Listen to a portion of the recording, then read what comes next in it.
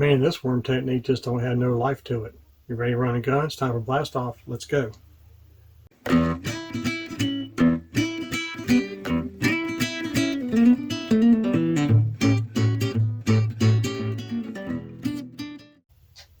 Hey guys, Todd here with you. Welcome back to Bassin 101. Part 4 of worm techniques that people have forgotten. I mean, it's a shame. But you know, that happens in the fishing industries. People just forget techniques and everything else. That's a shame. Today's technique and the last technique of the 4 I'm going to share with you is called dead worming. Dead worming is, again, it's a short range technique. It's not a long cast technique. The style of worm that you can use on this is pretty much any kind you want to use. It doesn't really matter. All these are like that. Some are better than others. But dead worming is, once you get it out there and the worm hits the bottom, this is what you do. You don't do anything. Let that worm sit 30 seconds or until you get ready to bang your head against the trolling motor. And you just and you drag it. You don't hop it. You drag it about 2 or 3 feet, reel it down, keep a semi-tight line on that thing, wash that line good, and just sit there. That's dead worming. If you've got any kind of wind, that if you're fishing shallow water and you got a little bit of current from wind, and it's kind of moving things around, when that worm stops, it just sits there and does this. As you drag it, it'll stop, it'll just sit and just work with the current.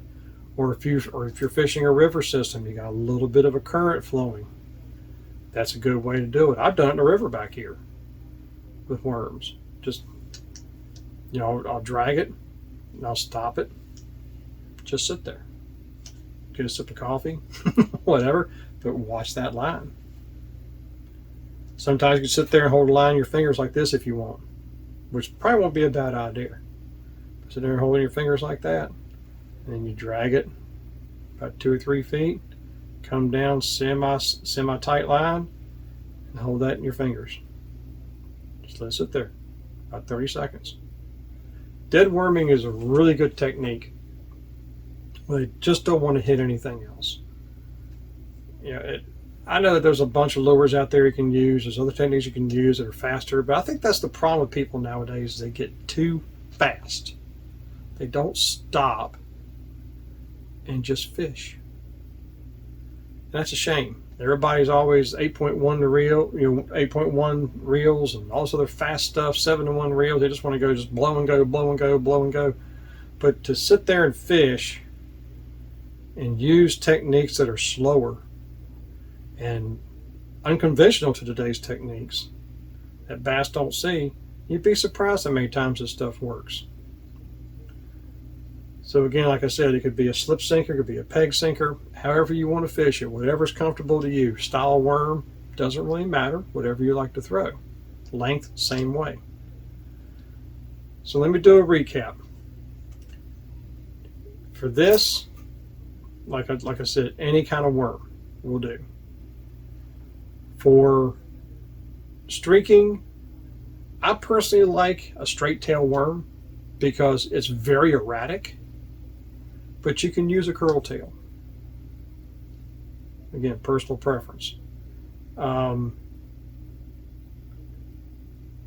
For doodle sucking, not big on the curl tail worms unless you want to use a ribbon tail, but it's also really good for straight tail worms.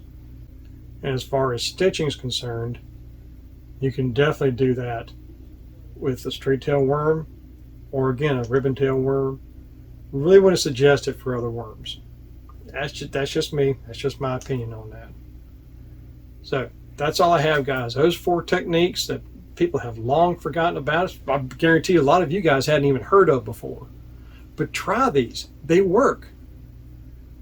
As I said, they're just, some of them are time consuming, but these are definitely short range worm techniques that you're not making long casts with.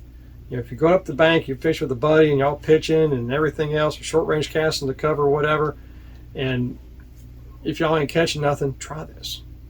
Try one of these 4 systems or come up with one of your own. But try one of these 4 ways of doing it. Bass fishing is only limited to your imagination. Remember that. It's limited. It's only limited to what your imagination can come up with.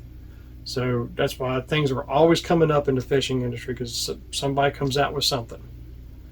So until next time, guys, remember, new techniques are trendy, bass never change. And these old techniques never go out of style.